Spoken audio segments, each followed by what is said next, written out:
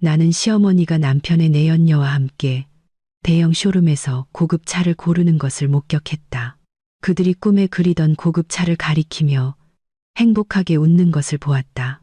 그 순간 나는 즉시 시어머니의 신용카드를 정지시켰다. 결제가 실패하자 시어머니는 분노에 차서 나에게 전화를 걸었다.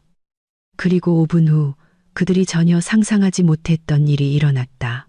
박민지는 사무실 건물의 2층에 위치한 한 카페 구석에 조용히 앉아 있었다. 그녀 앞에는 이미 식어버린 제스민 차 한 잔이 전혀 손대지 않은 채 놓여 있었다.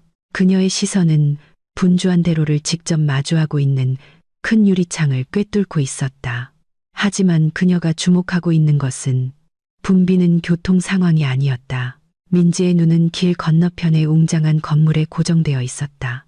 그 건물은 이 도시에서 가장 큰 고급 자동차 쇼룸이었다. 수십억 원에 달하는 차량들이 자랑스럽게 전시된 곳이었다.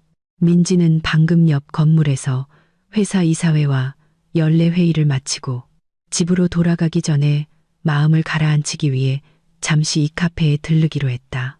그녀는 소박하지만 우아한 남색 원피스를 입고 있었다.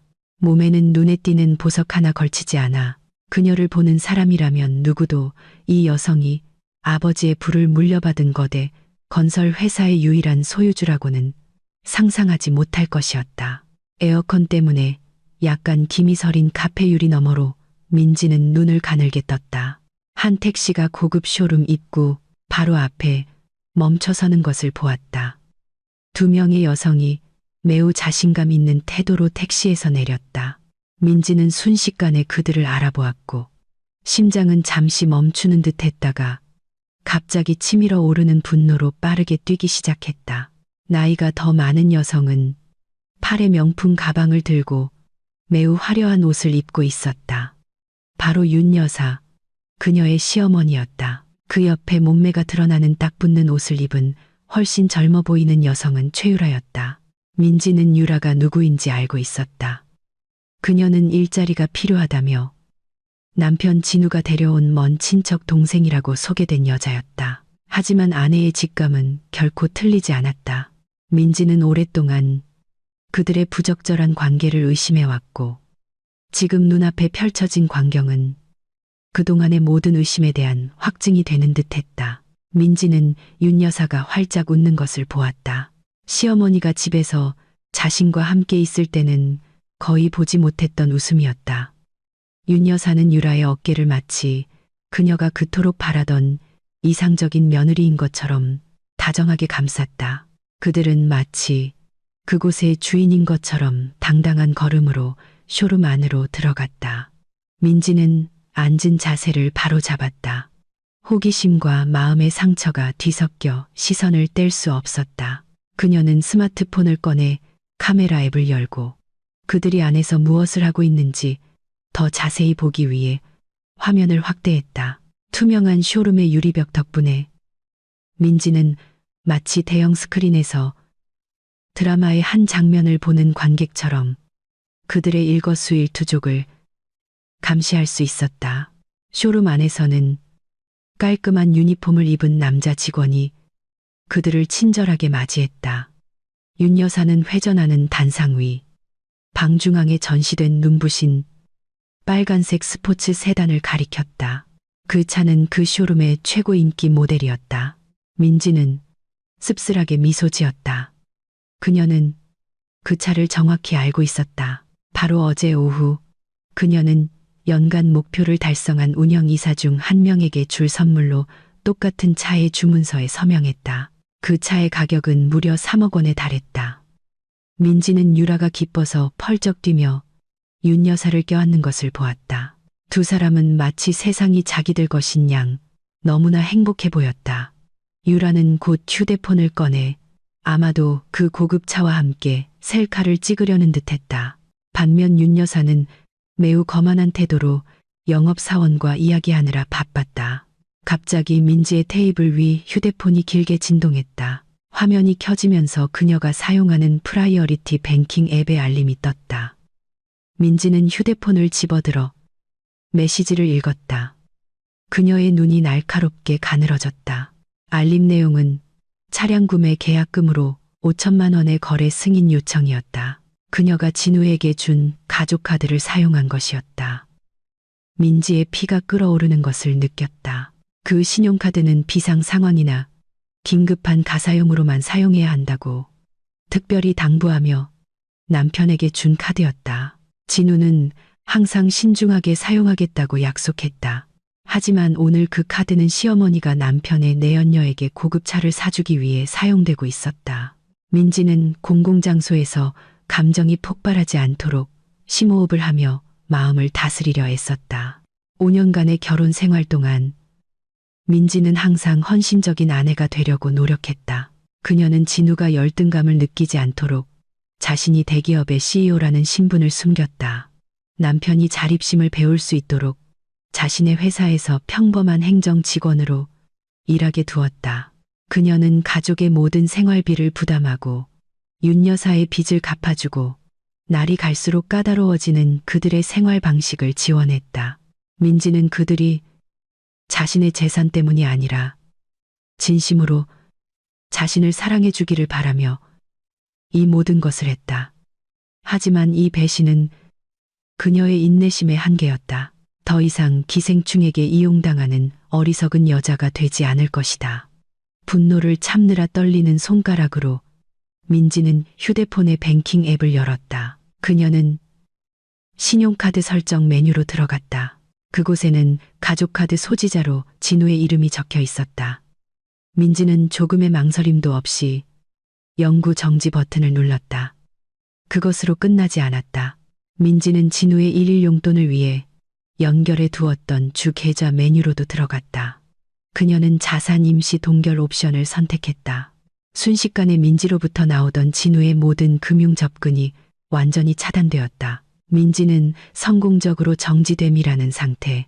메시지가 표시된 휴대폰 화면을 차가운 만족감으로 바라보았다. 그녀는 몇 초 후에 길 건너편에서 어떤 일이 벌어질지 상상했다. 아니나 다를까 진짜 드라마는 이제 막 시작되었다. 멀리서 민지는 아까 윤 여사를 응대하던 영업사원이 좋지 않은 표정으로 계산대에서 돌아오는 것을 보았다. 그 남자는 윤 여사가 건넸던 검은색 카드를 돌려주며 고개를 저었다. 민지는 시어머니의 얼굴에 나타난 급격한 변화를 볼 수 있었다. 아까 그 늙은 얼굴을 장식했던 환한 미소는 순식간에 사라졌다. 당황과 공황의 표정으로 바뀌었다. 윤 여사는 영업사원과 언쟁을 벌이는 듯했다. 그녀의 손은 마치 기계가 고장났다고 비난하는 것처럼 단말기를 가리켰다. 그녀 옆에 서 있던 유라도 불안해 보였다. 승리의 미소가 사라졌다. 민지의 휴대폰이 다시 울렸다. 이번에는 은행 알림이 아니라 전화였다. 시어머니라는 이름이 화면에 떠 있었다. 민지는 몇 번 울리게 내버려둔 후 마침내 아무 일도 없었다는 듯 매우 차분한 목소리로 전화를 받았다. 전화가 연결되자마자 윤 여사의 고함 소리가 민지의 귀를 찔렀다. 그녀는 휴대폰을 귀에서 조금 떼어야만 했다. 시어머니의 목소리는 분노와 공공장소에서 거래가 실패한 것에 대한 엄청난 창피함이 뒤섞여 매우 히스테릭하게 들렸다. 윤 여사의 목소리는 날카롭게 울리며 민지를 무자비하게 욕했다. 그녀는 왜 신용카드를 사용할 수 없냐고 물으며 민지가 일부러 자신을 창피하게 만들었다고 비난했다. 윤 여사는 지금 매우 중요하고 긴급한 일이 있다며 거래가 다시 진행될 수 있도록 즉시 은행에 연락하라고 소리쳤다. 그 늙은 여성의 입에서 거친 말들이 쏟아져 나오기 시작했다. 민지를 쓸모없고 인색한 며느리라고 불렀다. 배경에서는 유라가 민지가 분명 질투 때문에 일부러 이런 짓을 한 것이라며 분위기를 더욱 부추기는 소리가 들렸다. 민지는 이미 식어버린 차를 한 모금 마시며 그 모든 욕설을 들었다. 차의 쓴맛은 그녀 마음속의 쓴맛에 비할 바가 아니었다. 하지만 이제 그 쓴맛은 강철 같은 결심으로 변했다. 윤 여사가 잠시 숨을 고르기 위해 말을 멈춘 후 민지는 무서울 정도로 차분한 어조로 대답했다. 그녀는 고함에 고함으로 맞서지 않았다. 대신 매우 정중하지만 치명적인 독이 담긴 말로 이야기했다. 민지는 방금 그 카드에 의심스러운 활동이 있었다는 알림을 받았다고 말했다. 마치 책임감 없는 누군가에게 카드를 도난당한 것처럼 말이다. 민지는 남편은 사무실에서 일하고 있고 시어머니는 집에 있는 것으로 아는데 한 자동차 쇼룸에서 거액의 자금을 빼내려는 시도가 감지되어 은행 보안 시스템이 작동했다고 차분하게 설명했다. 그래서 민지는 가족 자산의 안전을 위해 카드를 분실 신고하고 완전한 정지를 요청하기로 결정했다고 말했다. 민지는 그들의 상황을 더욱 곤란하게 만들 양념을 추가했다. 그녀는 은행 측에서 이미 해당 카드를 사용하려는 사기범을 체포하기 위해 가장 가까운 경찰서에 연락해 현장으로 출동시켰다고 말했다. 경찰이라는 말을 듣자 전화기 너머에서 잠시 정적이 흐른 후 진짜 공황 상태가 벌어지는 소리를 들을 수 있었다. 민지는 윤 여사가 그 현장에 없기를 바란다며 왜냐하면 경찰은 그 카드를 소지한 사람이 누구든 체포할 것이기 때문이라는 진심처럼 들리지만 풍자 가득한 기도로 말을 맺었다. 윤 여사의 대답이나 추가적인 욕설을 기다리지 않고 민지는 즉시 전화를 끊었다. 그녀는 휴대폰을 다시 테이블 위에 놓고 쇼룸 쪽을 바라보았다. 그녀는 윤 여사와 유라가 창백한 얼굴로 서로를 쳐다보는 것을 보았다. 민지는 엷은 미소를 지었다. 이것은 시작에 불과했다. 그녀는 카페 직원에게 계산서를 요청하는 신호를 보냈다. 민지는 그곳을 빨리 떠나고 싶었다. 하지만 그녀는 이 막이 곧 시작될 것을 알았고 그들의 오만함이 뿌리까지 파괴되는 순간을 놓치고 싶지 않았다. 고급 쇼룸 안에 윤 여사와 유라는 공황 상태에 빠졌다. 민지가 전화로 말한 경찰이라는 단어는 그들의 용기를 마비시키는 주문처럼 작용했다. 이전에는 분노로 붉게 달아올랐던 윤 여사의 얼굴은 이제 종이처럼 하얗게 변했다. 그녀는 손에 든 검은색 신용카드를 마치 뜨거운 불덩어리인 것처럼 쳐다보았다. 옆에 서 있던 유라는 긴 손톱으로 윤 여사의 팔을 꽉 잡았다. 그녀의 눈은 미친 듯이 출구를 찾고 있었다. 그들은 바보가 아니었다.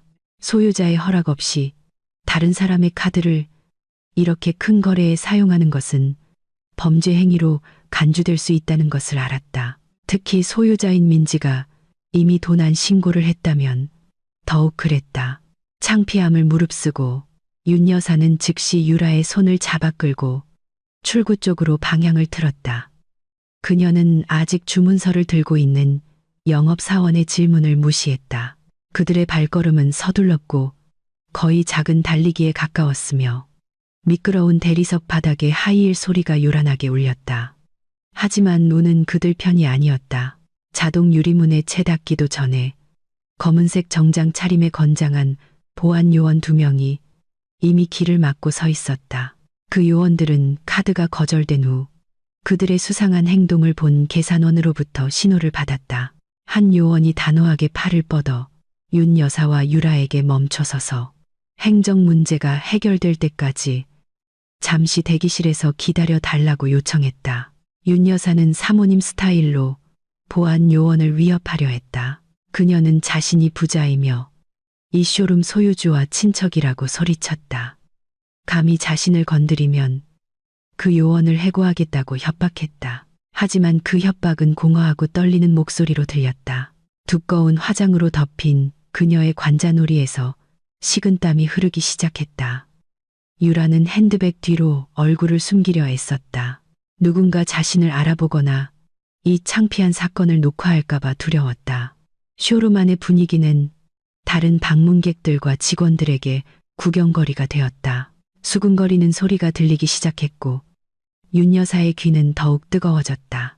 상황이 점점 더 뜨거워지고 윤 여사가 히스테릭하게 소리치기 시작할 바로 그 순간 메자닌 층에 있는 VIP룸의 문이 열렸다. 매우 단정한 회색 정장 차림의 중년 남성이 위험 있는 걸음으로 계단을 내려왔다. 그는 바로 이 고급 자동차 쇼룸의 소유주인 김 이사였다. 김 이사는 자동차 업계에서 그의 성실함으로 매우 존경받는 성공한 사업가였다. 그는 로비의 소란을 듣고 직접 개입하기로 결정했다. 그의 얼굴은 심각하지만 차분해 보였고 그는 입구 근처의 군중에게 다가갔다. 김 이사는 윤 여사를 날카롭게 쳐다본 후 보안 요원에게 시선을 돌렸다. 직원으로부터 카드 거절과 고객의 도주 시도에 대한 간략한 보고를 받은 후 김 이사는 이해했다는 듯 고개를 끄덕였다. 하지만 그의 눈에 윤 여사의 모습이 익숙하다는 듯 반짝였다. 그는 이 여성이 자신의 주요 비즈니스 파트너 회사에 근무하는 행정 직원 중 한 명인 이진우의 어머니라는 것을 기억했다. 김 이사는 의미심장한 옅은 미소를 지었다. 그는 직원들에게 진정하라고 말한 뒤 지나치게 정중한 어조로 윤 여사에게 인사했다. 윤 여사는 그곳의 주인이 직접 나와 보안 요원의 무례한 대우에 대해 불평할 기회가 생겼다고 생각하며 힘을 얻었다. 그녀는 자신이 성공한 이사라고 주장하는 아들 진우를 위해 저 빨간 스포츠카를 사려고 했다고 다시 허풍을 떨었다. 그녀는 신용카드가 단지 기술적인 문제가 있을 뿐이며 집에 도착하는 즉시 현금으로 송금할 것이라고 변명했다. 유라도 고개를 끄덕이며 동의했다.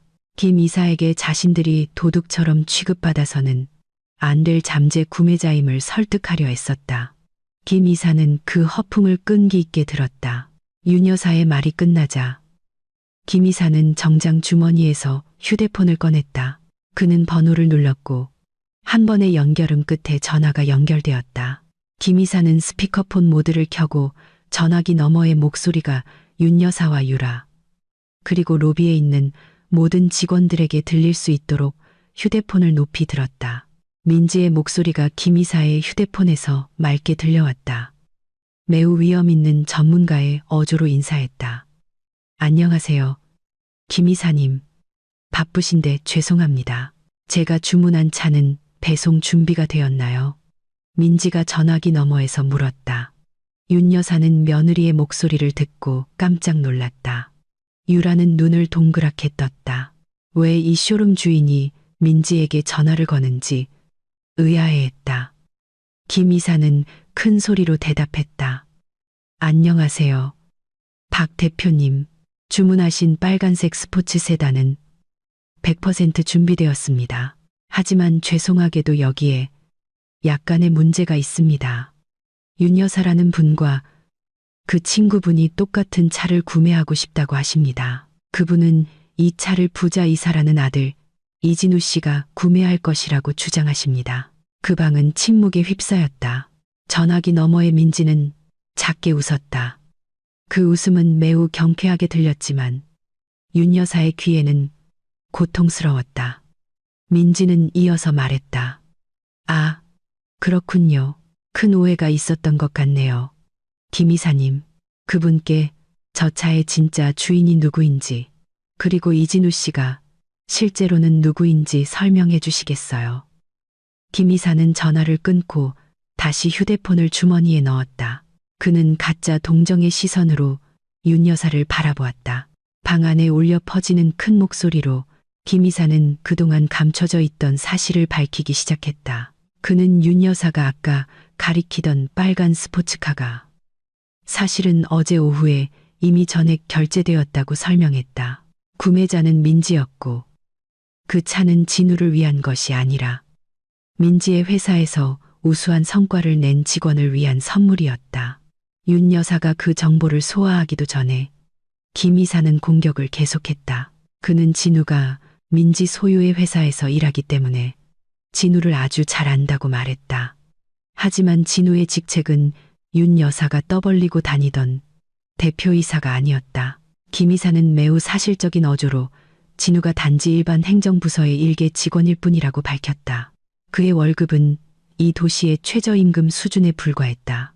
그리고 진우가 그동안 누려온 모든 편의시설, 그가 타던 차, 명품 옷, 비싼 시계 등은 모두 회사 비품이거나 아내인 민지로부터 받은 선물이었다. 김 이사는 심지어 더 창피한 세부 사항을 덧붙였다. 진우는 낭비벽이 심한 개인적인 필요를 충족시키기 위해 사내 대출을 자주 이용했다. 유라는 몇 걸음 뒤로 물러섰다. 그녀의 얼굴은 마치 유령을 본 것처럼 창백했다. 그녀는 공포와 혐오의 시선으로 윤 여사를 돌아보았다. 그동안 유라는 진우가 황금알을 낳는 거위라고 생각했기 때문에 그의 내연녀가 되어 윤 여사의 모든 요구를 들어주었다. 그녀는 이사의 아내로서 호화로운 삶을 상상했다. 하지만 방금 들은 현실은 그녀의 모든 꿈을 산산조각냈다.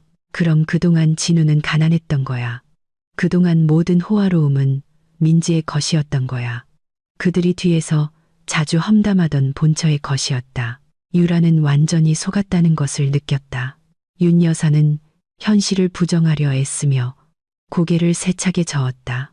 그녀는 김 이사가 거짓말을 하고 있으며 김 이사가 민지와 짜고 자기 아들의 명예를 훼손하려 한다고 소리쳤다. 그녀는 진우가 대단한 사장이라고 고집했다. 하지만 김 이사는 단지 보안 요원에게 신호를 보냈을 뿐이다. 그는 거래가 거절되었고 기업 신용카드 사기 혐의가 있기 때문에 민지가 제기한 카드 도난 신고를 확인하기 위해 경찰이 올 때까지 그들을 붙잡아 둘 수밖에 없다고 말했다. 윤 여사의 얼굴이 무너져 내렸다. 그녀의 다리가 풀려 접수 데스크를 잡지 않았더라면 거의 쓰러질 뻔했다. 그녀는 자신이 만든 함정에 스스로 빠졌다는 것을 깨달았다. 길 건너편 카페 창문 너머에서 민지는 모든 것을 보고 있었다. 그녀는 시어머니의 오만함이 5분도 채 안 되어 산산조각 나는 것을 보았다. 민지는 자리에서 일어나 원피스를 정돈하고 카페를 나섰다. 더 이상 볼 필요가 없었다. 그녀의 복수의 첫 번째 막은 완벽하게 실행되었다. 이제 사무실로 가서 진우와의 일을 마무리할 시간이었다. 그녀는 오늘이 남편과 시어머니의 인생에서 최악의 날이 되도록 할 것이다. 웅장한 사무실 건물의 15층 분위기는 살벌했다. 하지만 그것은 너무 강하게 작동하는 에어컨 때문이 아니라 복도까지 울려 퍼지는 한 남자의 고함 소리 때문이었다. 진우는 자신의 책상 앞에서 팔짱을 끼고 서 있었다. 그의 얼굴은 두려움에 고개를 숙이고 서 있는 인턴 직원에게 퍼붓는 분노를 참느라 붉게 달아올랐다. 진우는 오늘 자신이 매우 강력하다고 느꼈다. 그는 방금 그 인턴에게 자신이 마시기에 덜 달콤한 커피를 사오라고 시켰다. 그리고 그에게는 그 작은 실수가 그 방의 보스가 누구인지를 보여주기에 충분한 이유였다. 그동안 진우는 항상 자신을 그림자 이사로 자처했다. 서류상의 공식적인 직책은 선임 행정 직원에 불과했지만 모든 직원들은 그가 회사 소유주인 민지의 남편이라는 것을 알고 있었다. 그렇기 때문에 아무도 감히 그에게 반박하지 못했다. 그리고 진우는 그 두려움을 자신의 연약한 자존심을 만족시키는 존경의 한 형태로 즐겼다. 진우는 인턴 직원을 쫓아낸 후 거칠게 푹신한 의자에 다시 앉았다. 그는 손가락으로 비싼 펜을 돌렸다. 허락 없이 임원 비품실에서 몰래 가져온 펜이었다. 그의 생각은 오늘 밤 계획으로 날아갔다. 그는 어머니가 새 차를 산 후에 유라와 로맨틱한 저녁 식사를 하기로 약속했다. 진우는 어머니의 친구들이 그들의 차고에 주차된 빨간 스포츠카를 보고 얼마나 감탄할지 상상하며 혼자 미소 지었다. 그는 자신의 삶이 완벽하다고 느꼈다. 그는 바쁘고 별 요구가 없는 부자 아내와 자신을 숭배하는 아름다운 애인을 두고 있었다. 민지로부터 받은 가족 카드는 항상 의지할 수 있었기 때문에 돈은 그에게 문제가 되지 않았다. 진우는 다른 사람의 노력으로 지어진 궁전에서 자신이 왕이라고 느꼈다. 하지만 진우의 아름다운 망상은 그의 사무실 문이 노크도 없이 거칠게 열리면서 산산조각 났다. 진우는 감히 함부로 들어온 사람을 막 욕하려 했지만 누가 왔는지 보고는 말이 목구멍에 걸렸다. 강비서, 차갑고 과묵하기로 소문난 민지의 신임하는 개인 비서가 날카로운 눈빛으로 들어섰다. 강비서 뒤에는 건장한 보안 요원 2명과 두꺼운 빨간색 서류철을 든 인사부장이 서 있었다. 진우의 오만한 기운으로 가득 찼던 방의 분위기는 순식간에 차갑고 압박적으로 변했다. 진우의 심장이 세차게 뛰었다. 불길한 예감이 등을 타고 올라왔다. 그는 침착함을 유지하려 애쓰며 그들의 존재에 위축되지 않은 척 위험 있는 표정을 지었다. 진우는 근무 시간에 왜 이렇게 때를 지어 자기 방에 왔냐고 높은 톤으로 물었다. 그는 심지어 강비서의 무례함을 민지에게 보고하겠다고 위협하기까지 했다. 하지만 강비서는 조금도 동요하지 않았다. 아무런 인사치레 없이 강비서는 인사부장에게 앞으로 나오라는 신호를 보냈다. 인사부의 중년 여성은 진우의 책상 위에 빨간 서류철을 쿵 소리를 내며 내려놓았다. 그녀는 그 서류철을 열고 마치 진우의 경력에 대한 사형 선고를 읽는 것처럼 크고 공식적인 목소리로 내용을 읽어 내려갔다. 그 서류는 그 순간 즉시 효력이 발생하는 불명예 해고 통지서였다. 진우의 눈은 아내 소유의 회사의 공식적인 공문서를 보고 커졌다. 그는 현실을 부정하려 애쓰며 억지 웃음을 지었다. 그는 자신이 회사 소유주의 남편이기 때문에 자신을 해고할 수 없다고 소리쳤다. 그는 이것이 분명 행정적인 실수이거나 재미없는 멍청한 장난일 것이라고 주장했다. 하지만 마침내 강 비서가 입을 열었다. 그의 찌르는 듯한 무미건조한 어조로 강 비서는 민지 자신이 5분 전에 디지털 서명으로 그 서류에 서명했다고 설명했다. 강 비서는 이어서 보안 요원들 앞에서 해고 사유를 폭로하며 진우를 더욱 궁지로 몰아넣었다. 강 비서는 서류 가방에서 여러 장의 증거 자료를 꺼내 진우 앞에 던졌다. 그것은 지난 2년간 진우가 저지른 운영, 자금 횡령의 증거들이었다. 진우는 빨간색 마커로 표시된 숫자들을 보고 말문이 막혔다. 증거들은 진우가 사무용품 구매 영수증을 위조하고 허위 출장비를 청구하고 실제로는 유라와의 비밀 휴가와 어머니를 위한 명품 쇼핑 자금으로 사용한 고객 접대비를 청구한 방법을 보여주었다. 회사의 총 손실액은 엄청난 액수에 달했다. 진우는 그동안 순종적이고 세세한 운영에 대해서는 아무것도 모른다고 여겼던 민지가 자신의 모든 비리를 꼼꼼하게 저장하고 있었다는 사실에 충격을 받았다. 민지는 몰랐던 것이 아니었다. 망치를 내리칠 때를 기다리고 있었던 것이다. 진우가 변명할 틈도 없이 강 비서는 보안 요원들에게 회사 자산 확보를 명령했다. 그 요원이 앞으로 나와 진우에게 그 순간 그가 소지하고 있던 모든 회사 비품을 반납하라고 요구했다. 진우는 요원이 책상 위에 노트북을 가져가려 할 때 저항하려 했지만 요원의 힘이 훨씬 강했다. 하나씩 진우의 지위 상징들이 벗겨졌다. 최신형 고급 노트북이 수거되었다. 업무용으로 지급된 특별판 스마트폰도 강제로 요구되었다. 심지어 진우가 개인용 차처럼 자랑하고 다니던 회사차 열쇠도 그의 바지 주머니에서 빼앗겼다. 진우는 그동안 자신의 무능함을 가려주었던 호화로운 장신구들 없이 발가벗겨진 느낌으로 떨면서 있었다. 그 추방 과정은 빠르고 굴욕적으로 진행되었다. 강 비서는 진우에게 5분의 시간을 주어 그의 개인 물품을 낡은 판지 상자에 정리하게 했다. 진우는 떨리는 손으로 자신의 사진 액자, 담배 몇 개비, 가죽 재킷을 넣었다. 다른 직원들이 유리로 된 사무실 밖에서 모여들어 수군거리며 그를 가리켰다. 예전에 두려움으로 가득 찼던 그들의 시선은 이제 조롱과 동정의 시선으로 바뀌었다. 진우는 자신이 예전에 모욕했던 몇몇 사람들로부터 억지로 참는 웃음소리를 어렴풋이 들을 수 있었다. 그의 자존심은 그가 딛고 선 바닥에서 산산조각 났다. 판지 상자가 채워진 후 2명의 보안 요원이 진우를 마치 현행범으로 체포된 범죄자처럼 건물 밖으로 호송했다. 그들은 붐비는 1층 로비를 지나 진우를 호위했고 그는 부끄러움에 고개를 숙이고 걸어야 했다. 더 이상 안내 데스크 직원의 정중한 인사도 로비 경비원의 친절한 미소도 없었다.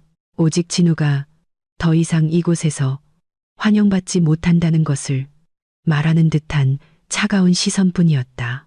정문에 도착하자 보안 요원은 진우의 목에 걸려있던 건물 출입증을 빼앗아 두 동강 내고 쓰레기통에 버렸다.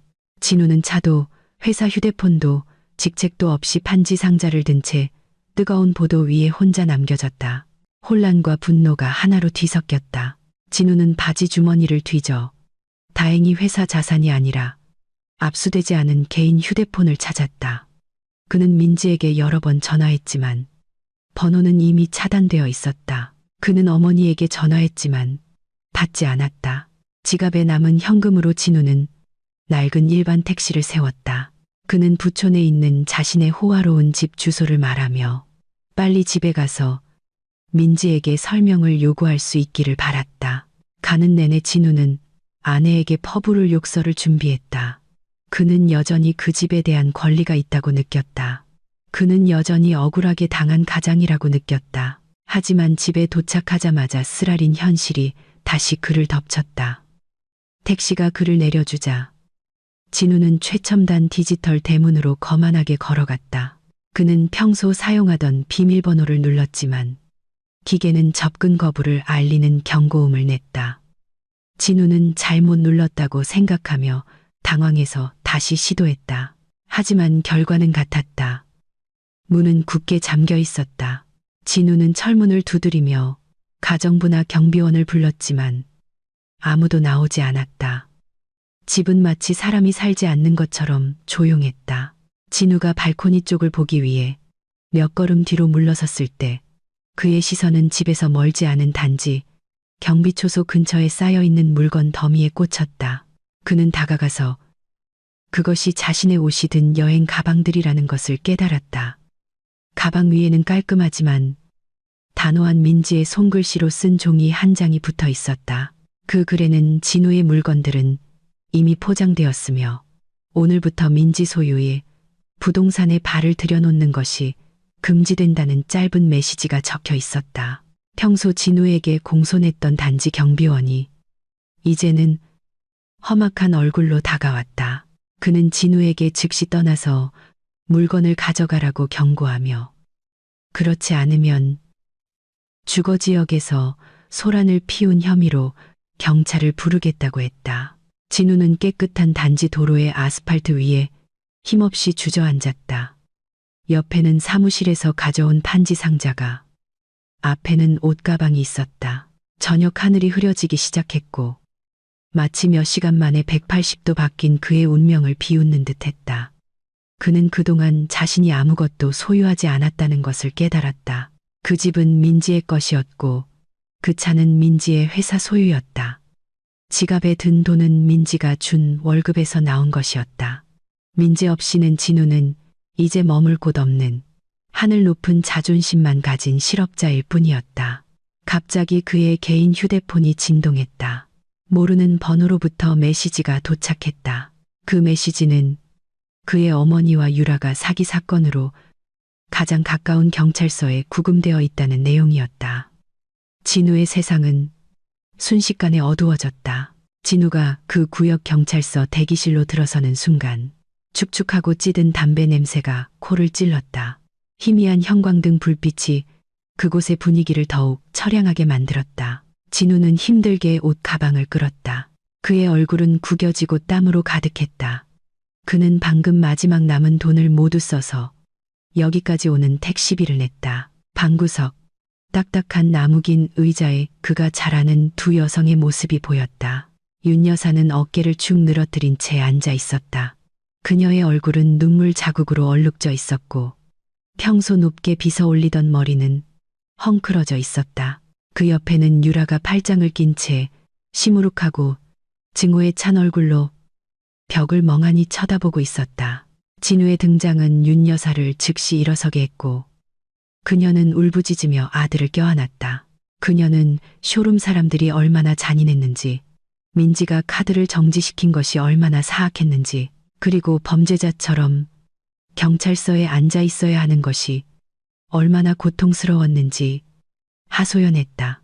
윤 여사는 진우가 영웅처럼 나타나 유능한 변호사를 데려오거나 적어도 이 창피함에서 그들을 구해줄 보석금을 가져오기를 바랐다. 하지만 포옹이 풀렸을 때 윤 여사는 진우의 진짜 상태를 보았다.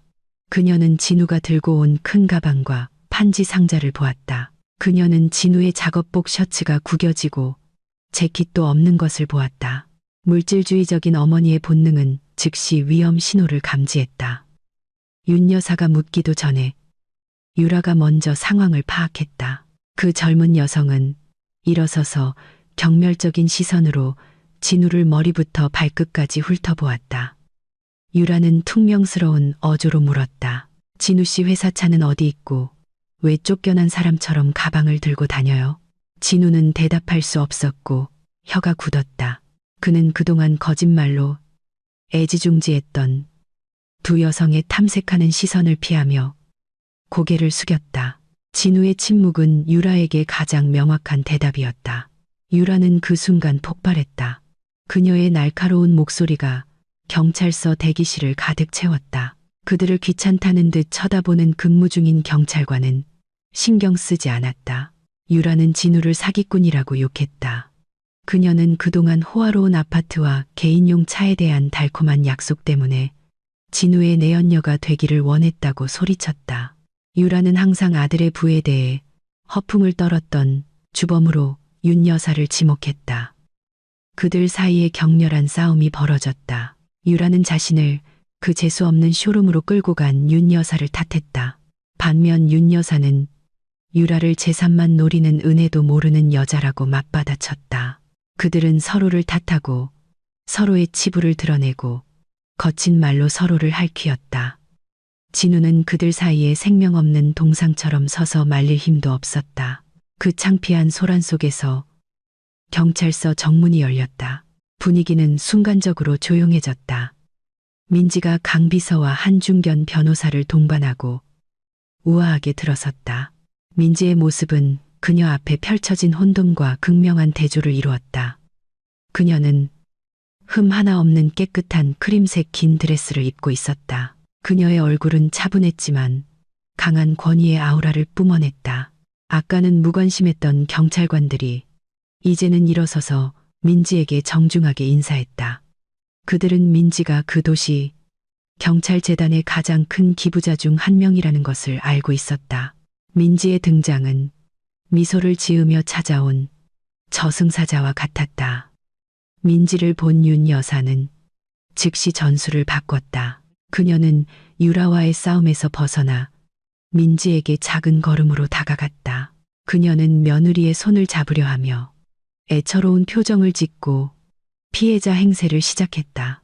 그녀는 이 모든 것이 단지 오해일 뿐이며 자신이 순간적으로 실수했다고 말하며 민지에게 이 문제를 빨리 해결해서 집에 갈 수 있게 해달라고 애원했다. 진우도 다가왔다. 그의 눈은 눈물로 그렁그렁했고 아내의 마음속에 자신을 이 파멸의 구렁텅이에서 구해줄 사랑이 조금이라도 남아있기를 바랐다. 민지는 윤 여사의 손길을 피하며 한 걸음 뒤로 물러섰다. 마치 그 손이 전염병을 옮기는 것처럼 강 비서가 재빨리 몸을 막아 진우와 그의 어머니가 더 가까이 다가오지 못하게 했다. 민지는 그들 세 명을 이전에 본 적 없는 차가운 시선으로 번갈아 보았다. 더 이상 부드럽고 순종적인 민지는 없었다. 그들 앞에는 손실을 입힌 사업 문제를 해결하고 있는 CEO가 있었다. 민지는 자신을 동반한 경찰서장에게 말했다. 그녀의 목소리는 방 안의 모든 사람에게 분명하게 들렸다. 민지는 오늘 신용카드 사기 미수와 관련된 법적 고소를 진행하지 않을 것이라고 밝혔다. 그녀는 부모와 남편을 감옥에 보내는 것은 시간과 에너지 낭비일 뿐이라고 말했다.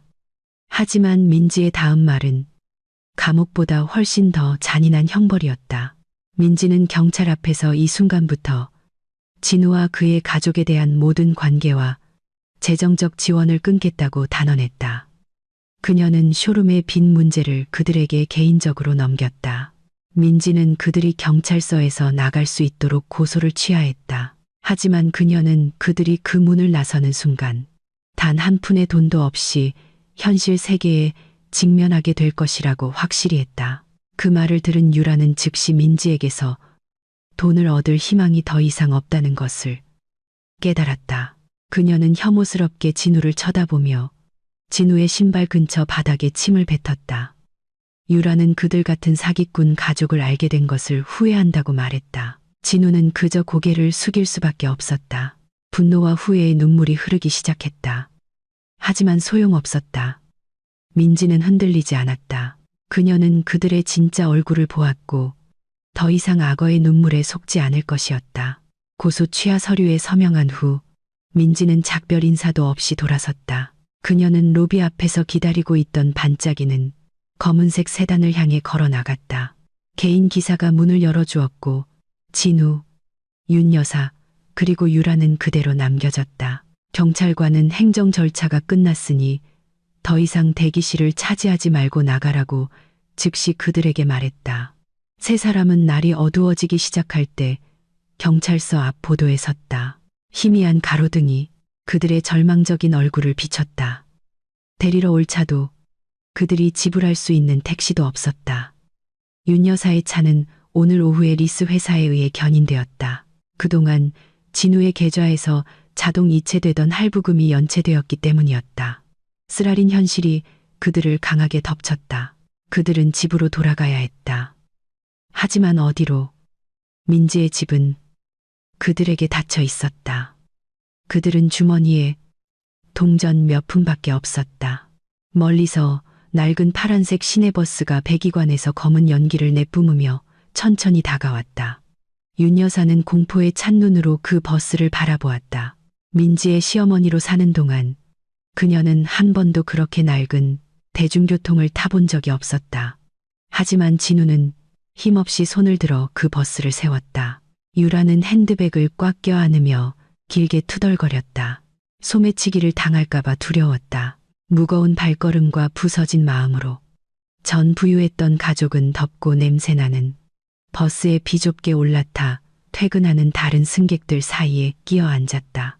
인생의 수레바퀴는 빠르게 돌았고 그들의 오만함을 땅과 평평해질 때까지 짓밟았다. 그날 밤 서울의 하늘은 별 하나 보이지 않았다. 마치 함께 슬퍼하거나 아니면 진우 가족에게 닥친 비참한 운명을 참아 보고 싶지 않은 듯했다. 배기가스 때문에 다리가 아프고 머리가 어지러운 상태로 버스에서 내린 후 세 사람은 오후에 내린 비로 축축한 좁은 골목길을 걸었다. 진우는 바퀴가 자갈에 걸려 뻑뻑해진 큰 여행 가방을 끌었다. 왼손으로는 사무실에서 가져온 남은 물건이 든 상자를 메고 있었다. 그 뒤에서 윤 여사는 손수건으로 코를 막고 걸으며 지독한 하수구 냄새에 대해 끊임없이 불평했다. 유라는 시무룩한 얼굴로 가장 뒤에서 걸으며 때때로 그녀의 매끄러운 팔에 모여들기 시작한 모기를 쫓아냈다. 그들은 돈이 완전히 바닥나기 전에 잠시 물어봤던 택시기사의 지인이 추천해준 단칸방 월세집으로 향하고 있었다. 앞으로 한 달 동안 진우의 지갑에 남은 현금으로 지불할 수 있는 곳은 이곳뿐이었다. 월세집 문 앞에 도착하자 쓰라린 현실이 다시 그들을 덮쳤다. 그 건물은 그들이 평소 살던 호화로운 집에 비하면 살만한 곳과는 거리가 멀었다. 벽은 군데군데 벗겨져 축축하고 거친 시멘트가 드러난 빛바랜 녹색 페인트로 칠해져 있었다. 성면 지붕은 낮아 보였고 해가 쨍쨍할 때 고통스러운 더위를 약속했다.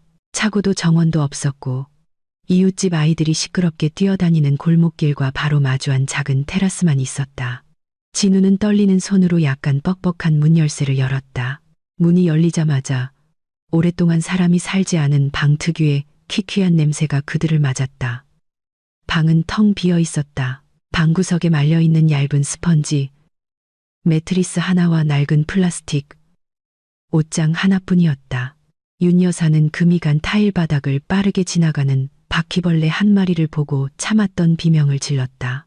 그녀는 들어가기를 거부하며 이것이 분명 악몽이고 에어컨이 있는 자신의 방으로 돌아가고 싶다고 고집했다. 하지만 진우는 지치고 절망적인 목소리로 그녀를 억지로 들여보냈다. 진우는 여행 가방을 바닥에 내던지고 벽에 기대앉았다. 그의 숨이 가빠졌다. 그는 더 이상 어머니의 투정을 받아줄 힘이 없었다. 유라는 망설이는 걸음으로 들어왔다. 그녀의 눈은 혐오스러운 시선으로 방 전체를 훑었다. 큰 저택의 안주인이 될 것이라고 상상했던 자신이 이제 이런 쥐구멍 같은 곳에서 끝나야 한다는 것을 믿을 수 없었다. 그 월세집에서의 첫날 밤은 그들에게 지옥이었다. 성면 지붕에서 내려오는 열기는 밤이 깊어져도 땀을 흘리게 했다. 그곳에 있던 작은 선풍기는 끽끽거리는 소리를 내며 느리게 돌았고 시원하게 하기는커녕 방 전체에 뜨거운 공기를 퍼뜨렸다. 모기들이 축제를 시작하며 윤 여사와 유라의 부드러운 피부를 물어뜯었다. 윤 여사는 잠을 잘 수 없었다. 그녀는 계속해서 진우를 탓하고 민지를 탓하고 운명을 탓하며 투덜거렸다. 그녀는 유라에게 자신을 부채질해 달라고 요구했다. 하지만 지치고 스트레스를 받은 유라는 단호하게 거절했다. 작은 다툼이 벌어졌다. 그들의 목소리는 얇은 벽 하나를 사이에 둔 옆집 아기의 울음소리와 뒤섞였다. 다음 날 아침, 새로운 문제가 생겼다. 배가 고팠다. 보통 민지의 집 식탁은 가정부가 준비한 맛있는 음식으로 가득 차 있었다. 따뜻한 커피, 특별한 볶음밥, 신선하게 자른 과일, 모든 것이 그들이 요청하지 않아도 준비되어 있었다. 이제는 텅 빈 생수병과 꼬르륵거리는 배뿐이었다. 윤 여사는 오랜 습관대로 유라에게 가게에 가서 무언가 요리하라고 명령했다. 그녀는 비록 비밀 결혼이었지만 며느리로서 유라가 자신을 섬길 의무가 있다고 생각했다. 하지만 유라는 순종적인 민지가 아니었다. 유라는 윤 여사에게 날카로운 시선을 던졌다. 그녀는 하녀가 될 생각이 없다고 큰 소리로 말했다. 그녀는 진우와 결혼한 것은 편하게 살기 위해서였지. 이 더러운 월세집에서 하녀가 되기 위해서가 아니었다. 유라는 윤 여사에게 이제 그들이 똑같이 가난하고 아무런 힘도 없다는 현실을 직시하라고 소리쳤다. 소란을 듣고 머리가 아팠던 진우가 마침내 입을 열었다. 그는 중재하려 했지만 오히려 더 고통스러운 사실을 폭로하게 되었다. 윤 여사가 호텔이나 아파트를 빌리기 위해 진우에게 비밀 예금을 꺼내라고 재촉했을 때 진우는 오랫동안 침묵했다. 깊이 고개를 숙인 채 진우는 자신에게 단 한 푼의 저축도 없다고 고백했다.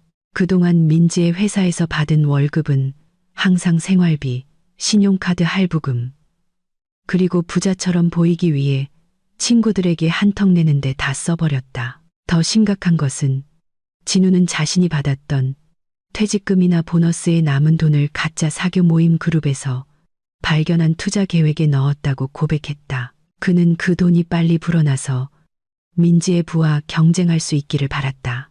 하지만 그것은 사기 투자였다. 그의 돈은 주모자가 사라지면서 날아갔고 이제 그는 함께 참여하도록 유도했던 몇몇 사람들에게 빚을 지게 되었다. 진우의 고백에 윤 여사는 히스테릭해졌다. 그녀는 아들의 가슴을 치며 자기 자식의 어리석음에 속은 자신의 운명을 통곡했다.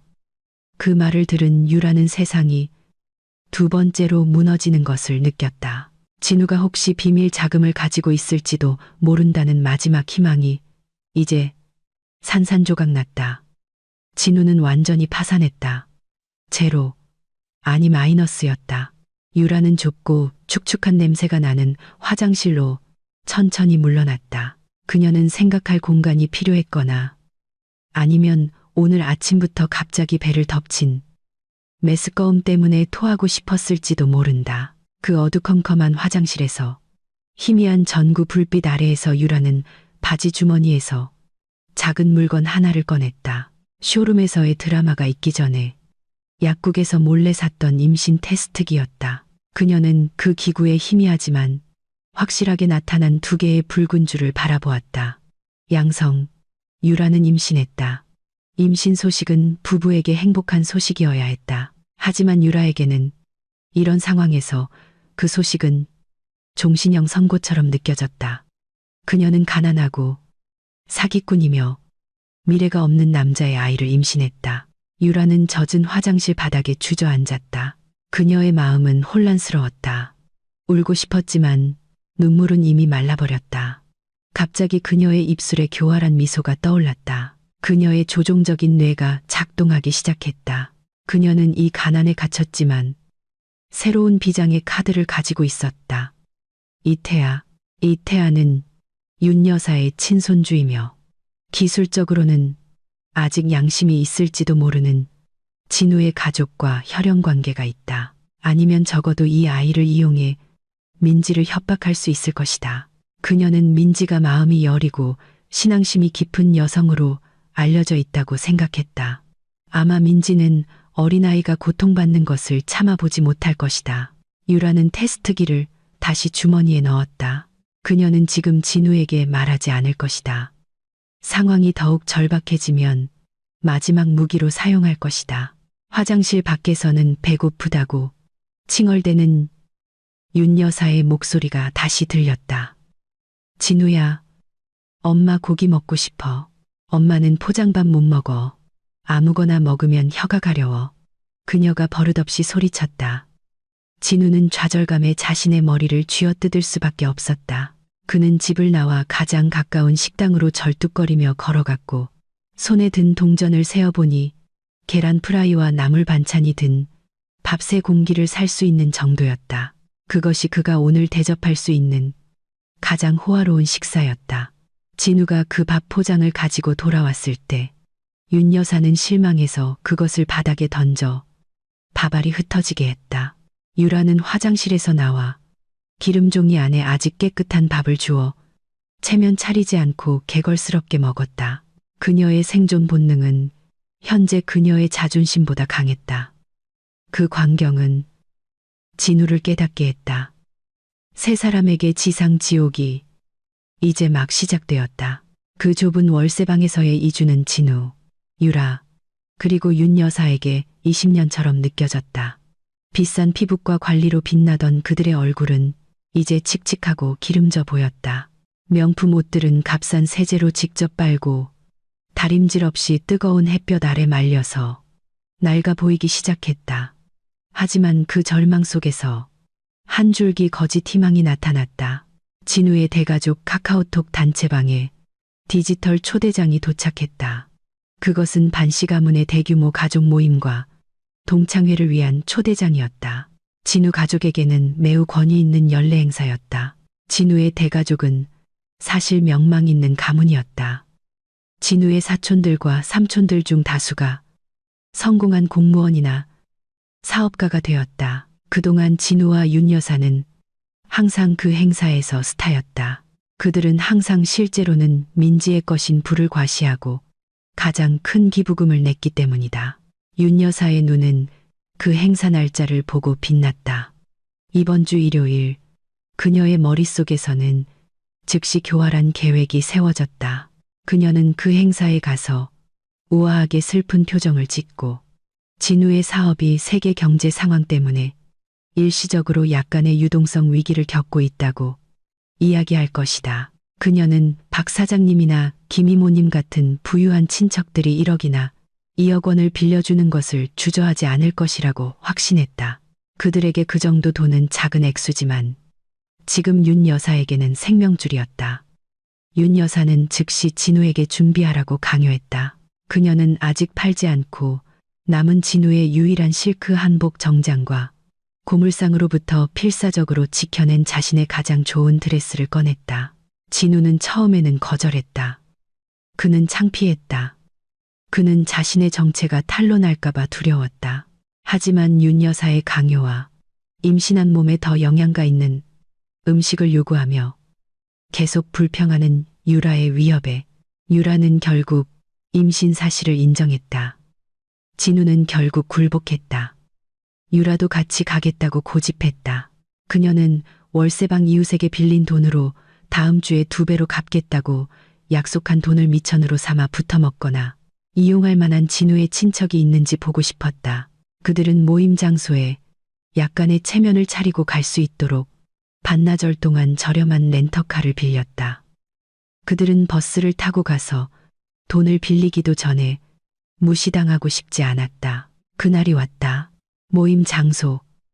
건물은 곳곳에 신선한 꽃 장식으로 웅장해 보였다. 고급 케이터링 음식 냄새가 주차장까지 퍼져나와 그날 아침 식빵으로만 배를 채운 진우의 배에서 꼬르륵 소리가 났다.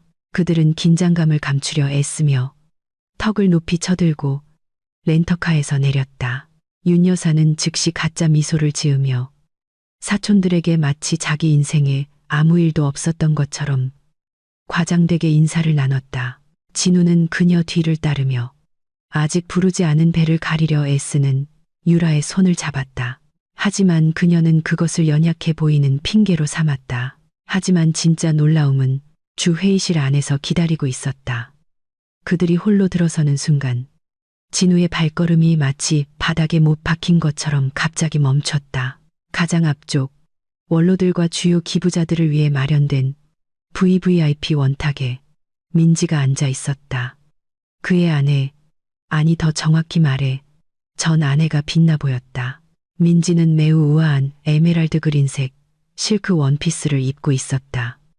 가장 존경받고 가장 부유한 진우의 삼촌인 박 사장님과 친근하게 대화하고 있었다. 박 사장님은 민지의 이야기를 듣고 유쾌하게 웃었다. 때때로 자랑스럽게 민지의 손을 두드렸다. 진우의 피가 세차게 솟구쳤다.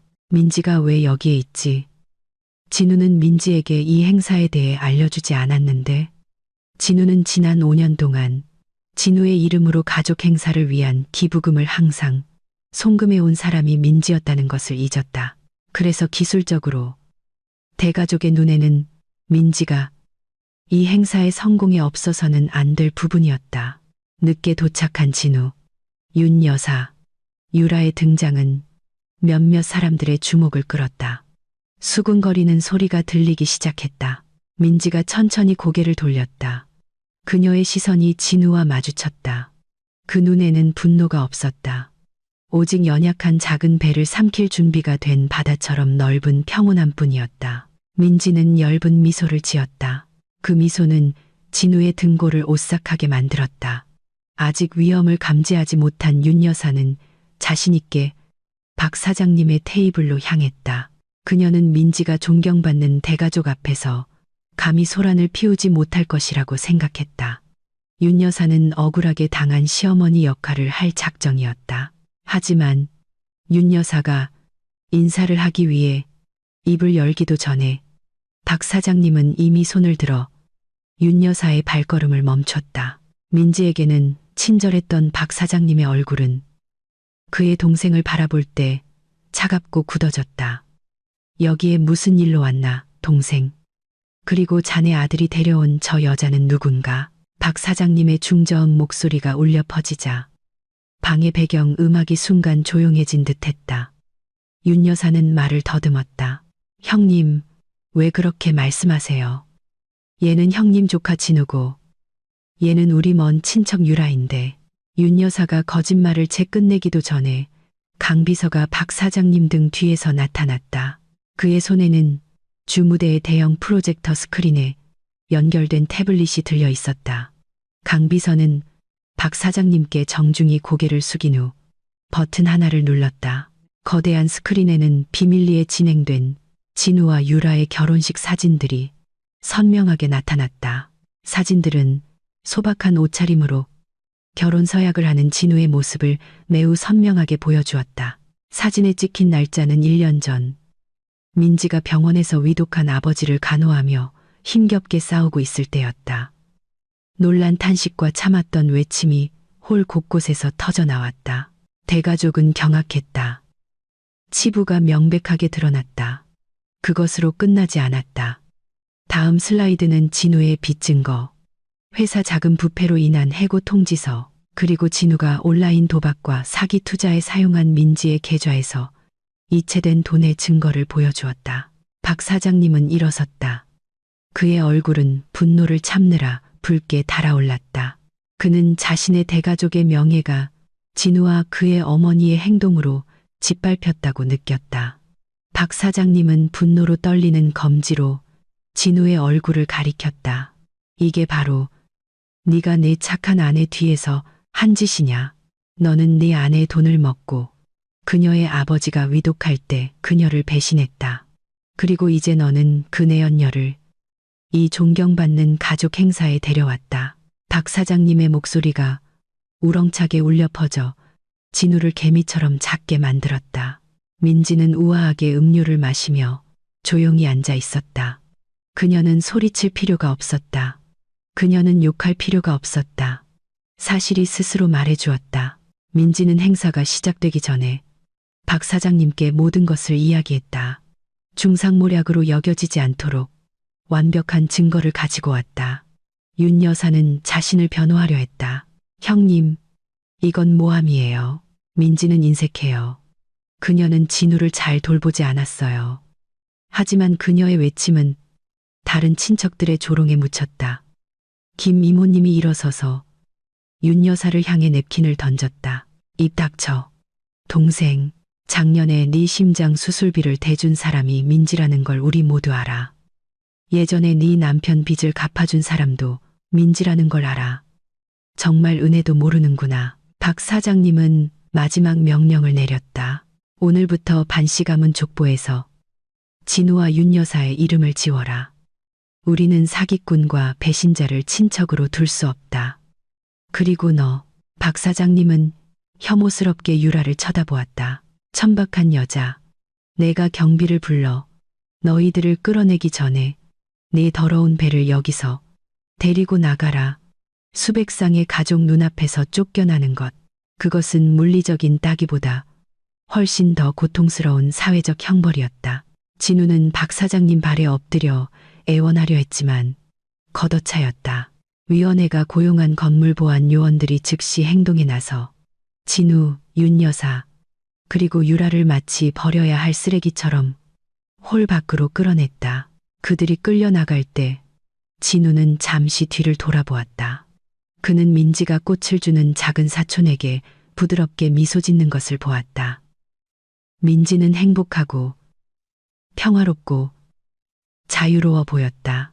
홀의 문이 진우의 얼굴 앞에서 쾅 닫혔고 그의 존경받는 세계로의 접근을 영원히 차단했다.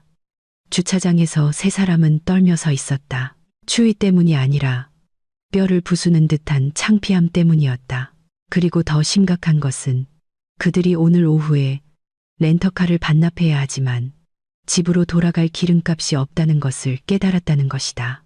그 단칸방 월세집 안의 분위기는 인간이 상상할 수 있는 어떤 지옥보다도 훨씬 더 덥고 살벌하게 느껴졌다. 박 사장님의 대가족 동창회에서 치욕적으로 쫓겨난 후 진우, 윤 여사, 그리고 유라는 엄청난 수모를 겪어야 했다. 그들에게는 렌터카에 남은 대여료를 지불할 돈이 한 푼도 없었다. 결국 렌터카 주인은 진우의 신분증을 담보로 잡고 3일 안에 완납하지 않으면 그들의 사연을 인터넷에 퍼뜨리겠다고 위협했다. 그들은 대중교통을 이용할 돈도 더 이상 없었기 때문에 그 후진 월세집으로 돌아가기 위해 5km를 걸어야만 했다. 윤 여사의 발은 좁고 값싼 하이힐을 억지로 신어서 물집이 잡혔다. 한편 진우는 텅 빈 시선으로 살아있는 시체처럼 걸었다. 유라는 굳은 표정과 계산적인 생각으로 그들 뒤를 따랐다. 그녀의 머리는 거의 가라앉은 이 배에서 탈출할 방법을 빠르게 찾고 있었다. 월세집에 도착했을 때 따뜻한 대화나 서로를 격려하는 모습은 없었다. 오직 문을 쾅 닫는 소리와 물건을 던지는 소리뿐이었다. 윤 여사는 퀴퀴한 냄새가 나는 얇은 매트리스 위에 바로 몸을 눕히고 이제는 온 대가족의 웃음거리가 된 자신의 신세를 한탄하며 울부짖었다. 그녀는 진우를 모질게 탓했다. 거친 말과 저주가 그 늙은 여인의 입에서 쏟아져 나왔고 진우를 자신의 노년을 망친 쓸모없는 자식이라고 불렀다. 육체적으로나 정신적으로 이미 지쳐버린 진우는 방구석에 웅크리고 앉아 귀를 단단히 막고 마치 죽음의 사이렌처럼 날카로운 어머니의 목소리를 막으려 애썼다. 밤이 되자 굶주림이 다시 덮쳤다. 쌀도 라면도 없었고 심지어 생수통에 물도 한 방울 남았다. 전기를 아끼기 위해 불을 껐을 때 숨막히는 침묵이 좁은 방을 감쌌다. 윤 여사의 코 고는 소리와 진우의 무거운 숨소리가 들리기 시작했고 그들이 울고 화내느라 지쳐 잠들었음을 알렸다. 하지만 한 사람은 뚫린 성면, 천장을 바라보며 말똥말똥한 눈으로 깨어 있었다. 유라는 잠을 잘 수 없었다. 배고픔은 암울한 미래에 대한 두려움과 뒤섞였다. 그녀는 보관해 둔 양성 임신 테스트 결과를 떠올리며 평평한 배를 만졌다. 처음에는 이태아가 재산을 갈취할 무기가 될 수 있다고 생각했다. 하지만 오늘 모임에서의 사건은 그녀에게 한 가지 중요한 사실을 깨닫게 했다. 진우의 가족은 그들을 버렸다. 민지는 모든 연민의 문을 닫았다. 이태아는 더 이상 자산이 아니라 부담이었다. 유라는 매트리스가 삐걱거리지 않도록 천천히 몸을 기울였다. 그녀의 눈은 윤 여사가 머리맡에 둔 낡은 베개에 쏠렸다. 유라는 전 예비 시어머니의 작은 비밀을 알고 있었다. 오늘 아침 그들이 파티에 준비할 때 유라는 윤 여사가 베개 속 안쪽에 무언가를 숨기는 것을 엿보았다. 그것은 옥 펜던트가 달린 금목걸이였다. 윤 여사가 예전 집의 자산 압류에서 구해낸 유일하게 남은 진짜 보석이었다. 윤 여사는 언젠가 그 목걸이가 심장이 갑자기 나빠졌을 때 치료비를 위한 마지막 의지라고 말한 적이 있다. 유라는 침을 삼켰다. 그 금은 암시장에 팔면 적어도 500만 원이나 1000만 원은 될 것이었다. 이 미친 가족으로부터 멀리 떨어져 다른 도시로 가는 버스표를 사고 새로운 삶을 시작하기에 충분한 금액이었다. 유라의 마음속 악마가 점점 더 크게 속삭이기 시작했다.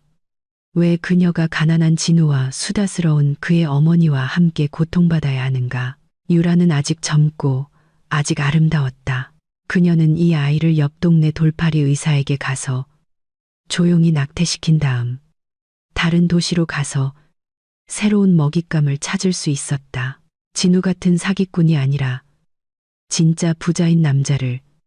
유라의 결심이 굳어졌다. 그녀는 이 썩은 월세방에서 굶어 죽고 싶지 않았다. 고양이처럼 조용한 움직임으로 유라는 자리에서 일어났다. 그녀는 숨을 참으며 규칙적으로 오르내리는 윤 여사의 가슴을 지켜보았다. 유라의 가느다란 손이 천천히 윤 여사의 베개 밑으로 들어갔다. 그녀의 심장은 터질 듯이 세차게 뛰었다. 윤 여사가 조금이라도 깨어난다면 그녀의 인생은 끝장날 것이었다. 하지만 그날 밤 운명은 범죄의 편인 듯했다. 윤 여사는 잠결에 나지막이 신음하며 유라에게 등을 돌렸고 베개 밑의 틈이 더 넓어졌다. 재빨리 유라의 손가락은 작고 단단한 천뭉치를 잡는 데 성공했다. 그녀는 매우 조심스럽게 그것을 꺼냈다. 환기구 틈으로 들어오는 달빛 아래에서 그 뭉치를 살짝 열었을 때 금빛이 희미하게 반사되었다. 맞았다. 그것은 윤 여사의 마지막 금목걸이였다. 유라는 시간을 낭비하지 않고 즉시 그 목걸이를 자신의 가방에 넣었다. 그녀는 가장 좋은 옷 몇 벌을 꺼내 큰 가방에 아무렇게나 쑤셔 넣었다. 이웃이 밤에 나가는 것을 보고 의심하지 않도록 중요한 것만 챙기고 전부 가져가지는 않았다. 떠나기 전에 유라는 낡은 밥 포장지 한 조각을 찢어 아이브로우 펜슬로 짧은 메시지를 썼다. 그 메시지는 입을 벌리고 깊이 잠든 진우의 머리 바로 옆에 두었다. 유라는 잠시 혐오스러운 시선으로 진우를 바라보았다. 사랑도 동정도 없었다. 유라에게 진우는 단지 부서지기 쉬운 디딤돌이었고 그를 진흙탕에 빠뜨렸다. 단호한 발걸음으로 유라는 현관문을 열었다. 녹슨 경첩이 삐걱거리며 유라를 잠시 얼어붙게 했다. 그녀는 뒤를 돌아보며 아무도 깨지 않았는지 확인했다. 안전했다. 유라는 밖으로 나가 차갑지만 자유로운 밤 공기를 마셨다. 그녀는 다시 돌아보지 않았다. 그녀는 24시간 운영되는 버스 터미널을 향해 어두운 골목을 빠르게 걸어갔고 진우와 윤 여사를 뒤로했다. 그녀는 내일 아침 첫 번째 경유도시에서 그 금을 팔고 그들의 삶에서 영원히 사라질 것이다. 아침 햇살이 틈이 벌어진 나무 벽 사이로 스며들어 편치 않은 잠에서 윤 여사를 깨웠다. 그녀가 처음 느낀 것은 딱딱한 베개 때문에 아픈 목이었다. 두 번째로 깨달은 것은 집안이 너무 조용하다는 것이었다.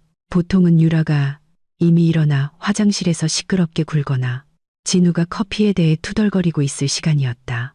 윤 여사는 큰 아픔을 하며 앉았고 손은 반사적으로 베개 밑을 더듬어 마지막 보물이 아직 안전한지 확인했다. 다음 순간 윤 여사의 얼굴이 창백하게 변했다.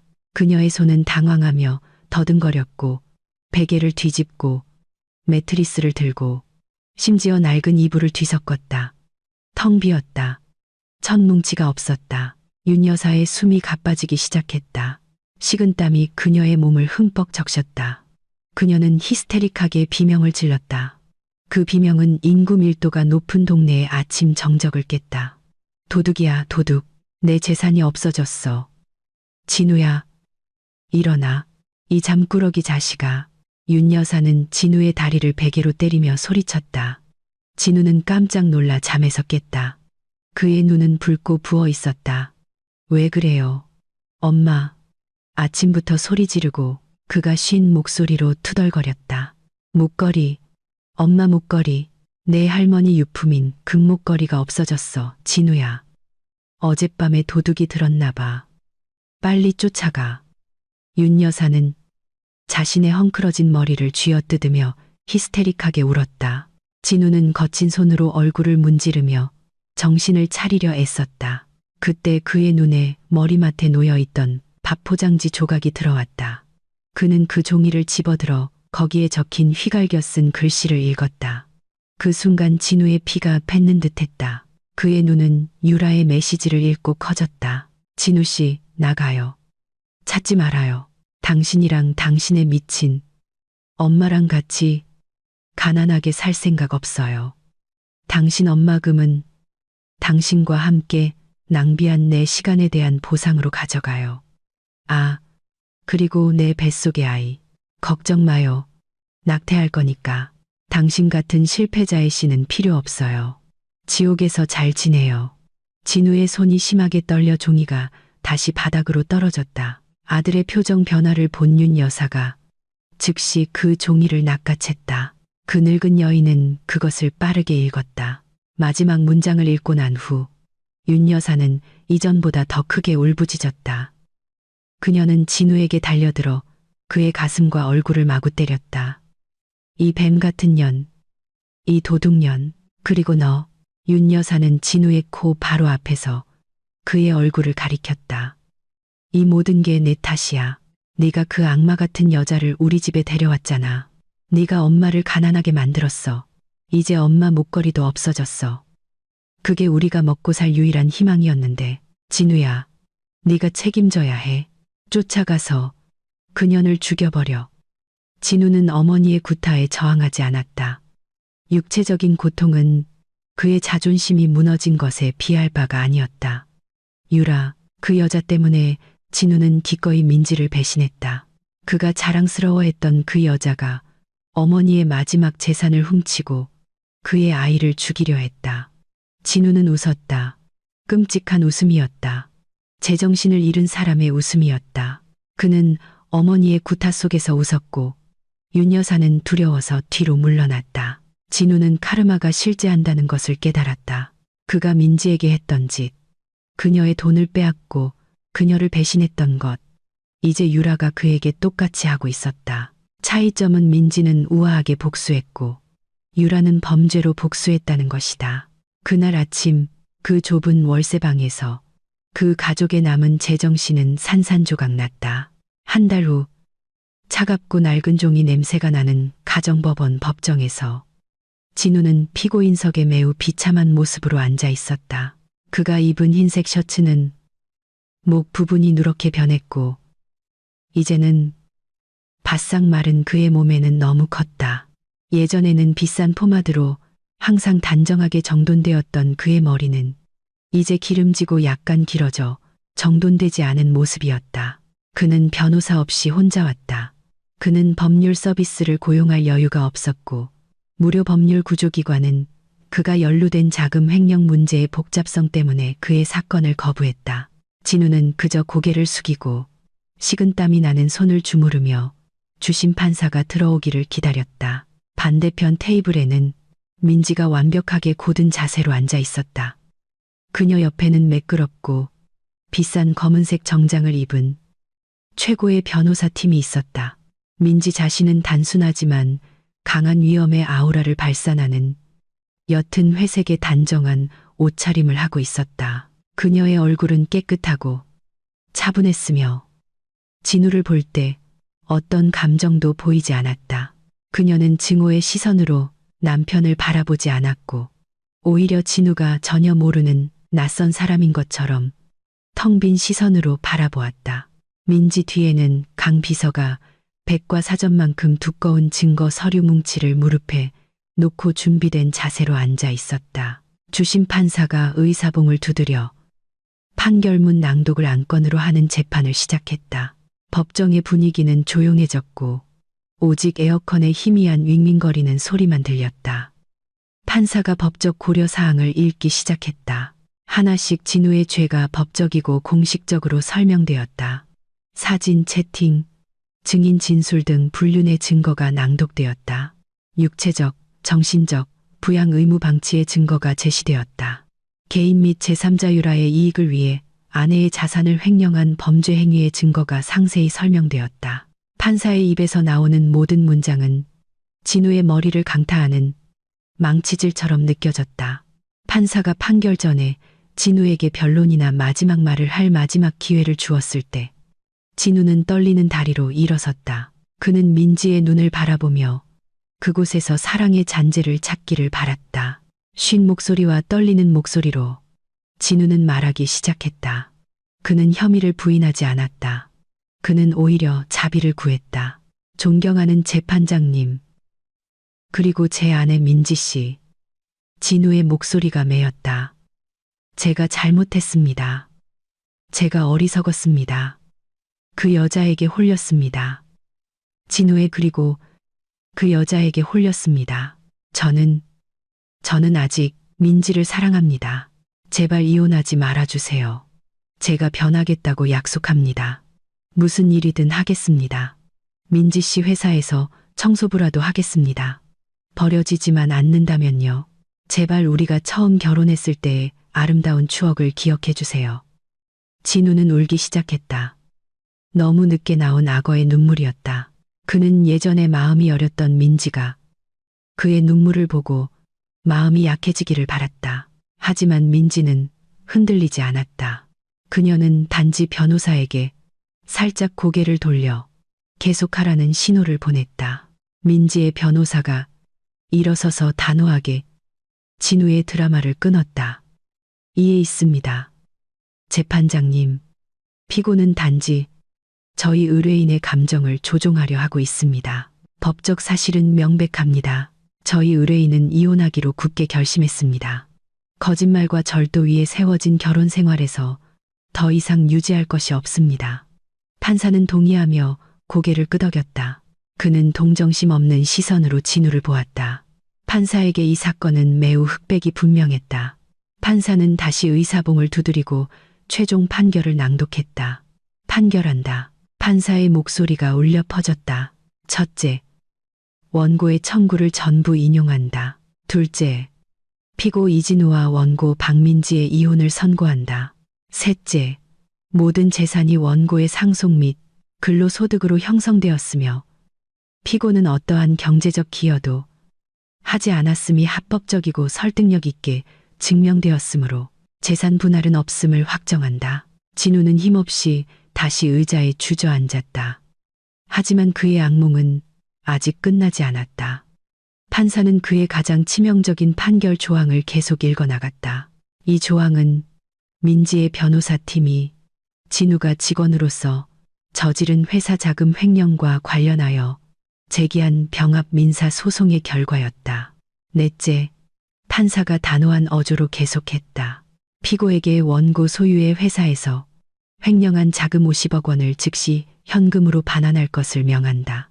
피고가 이를 지불할 수 없을 경우 피고가 제3자에게 담보로 제공했다가 원고가 대위 변제한 경기도, 소재 토지 및 건물을 압류하여 경매에 붙여 손해를 배상한다. 진우의 세상은 순식간에 무너졌다. 경기도의 그 토지와 건물은 그의 할아버지로부터 물려받은 낡은 집이었다. 고향에 남은 유일한 장소였다.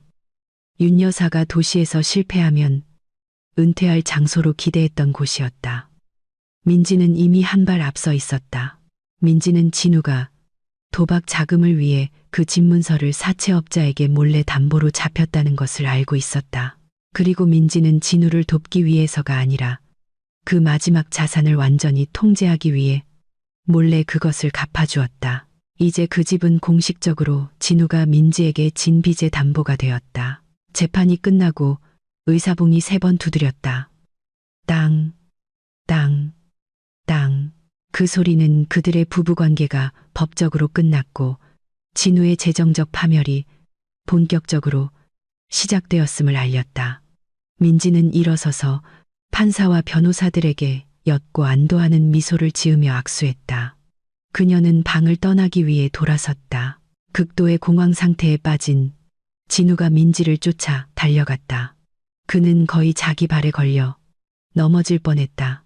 법정 출입구에서 아까부터 차마 들어가지 못하고 밖에서 기다리던 윤 여사가 민지가 나오는 것을 보았다.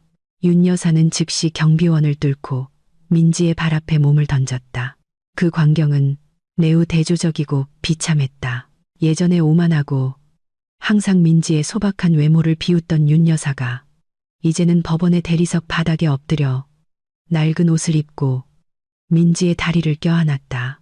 그녀는 법원 복도에서 많은 사람들의 구경거리가 되며 울부짖었다. 민지야, 민지야, 내 사랑하는 딸아. 엄마가 빌게 얘야. 시골집은 뺏지 말아줘. 그게 엄마가 죽으면 쉴 유일한 곳이야. 엄마는 늙었고 민지야, 몸도 아파. 내 양심은 어디 있니? 얘야, 너는 착한 여자잖아. 어떻게 시어머니가 노숙자가 되는 걸 볼 수 있니? 윤 여사는 종교와 부모 카드를 이용해 민지를 압박하며 통곡했다. 진우도 어머니 옆에 무릎을 꿇었다. 그의 손은 민지의 옷자락을 잡으려 했다.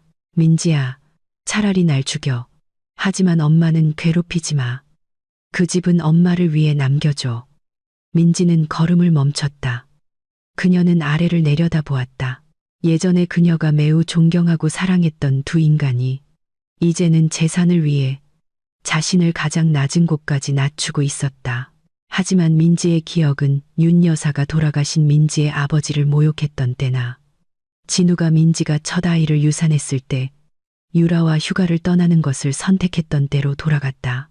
민지의 마음은 그들이 스스로 만든 고통으로 단련되어 이미 얼어붙어 있었다. 민지는 강비서에게 신호를 보냈다. 강비서는 부드럽지만 단호하게 진우와 윤 여사의 손을 민지의 다리에서 떼어냈다. 민지는 그리고 나서 약간 몸을 숙여 눈물로 젖은 윤 여사의 얼굴에 자신의 얼굴을 가까이 댔다. 어머니, 민지의 목소리는 매우 부드럽게 들렸지만 비수처럼 날카로웠다. 그때 쇼룸에서 가리키시던 고급차 기억나세요? 꿈에 그리던 차라고 하셨던 거요. 윤 여사는 혼란스러워하며 고개를 들었지만 천천히 끄덕였다. 제가 그 차를 샀어요. 민지가 속삭였다. 그리고 이제 그 3억 원짜리 차는 제가 후원하는 동물 보호소의 유기견들을 태워주는 데만 사용해요.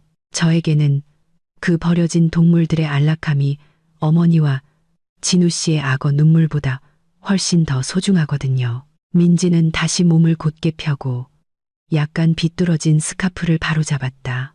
시골집에 대해서는 내일 아침에 집행 절차가 진행될 겁니다. 지금부터 폐지를 줍기 시작하시는 게 좋을 거예요.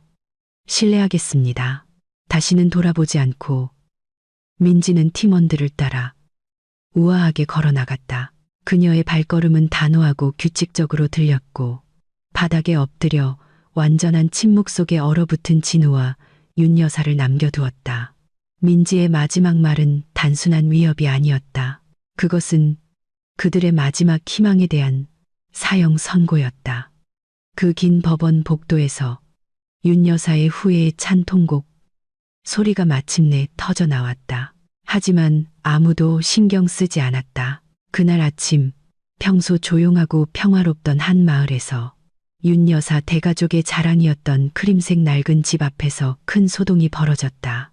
해가 채뜨기도 전에 법원에서 온 집행관들이 망치와 불타는 듯한 붉은색의 봉인 딱지를 들고 도착했다. 몇 대의 이삿짐 트럭이 좁은 갓길에 아무렇게나 주차되어 논으로 가려는 주민들의 통행을 막았다.